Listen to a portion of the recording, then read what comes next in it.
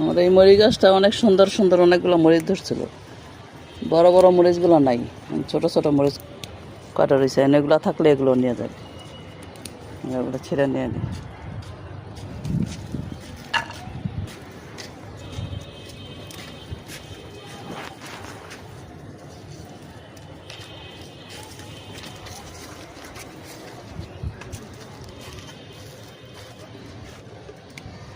কত সুন্দর মরিচগুলো ধরছিল, মরিচগুলো হান নাই, সব শেষ।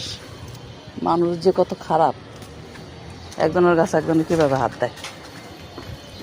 এই যে এখন ছোটো ছোটো মরিচগুলো, এত সুন্দর বড় বড় মরিচগুলো ছিল, কেমন ব্যাককল মানুষ যে একজনের গাছের থেকে আরেকজনে কীভাবে লয়ে যায়।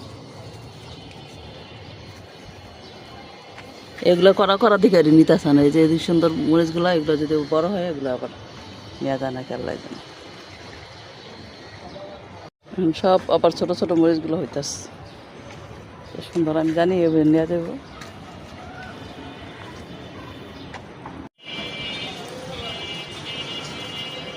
গাছের যত্ন করা হচ্ছে, পানি দিচ্ছি। এখান দিয়ে আমরা এই যে মেহেন্দি গাছ ডালা ডোলা সব কাইটা,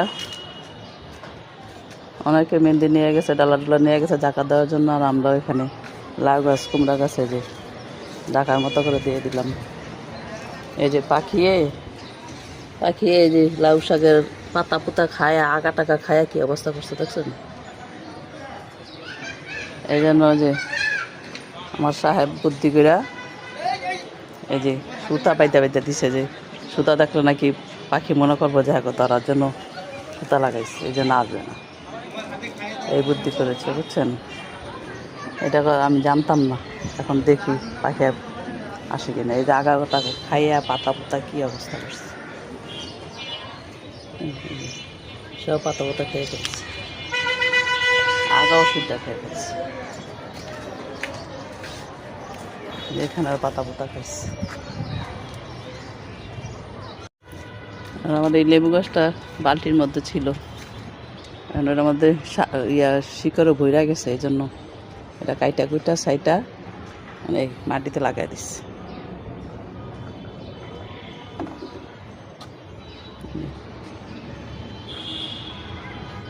লেবু ছিল কটা, 4টা এখানে আসা, 4টা কালকে নিয়ে গেছে।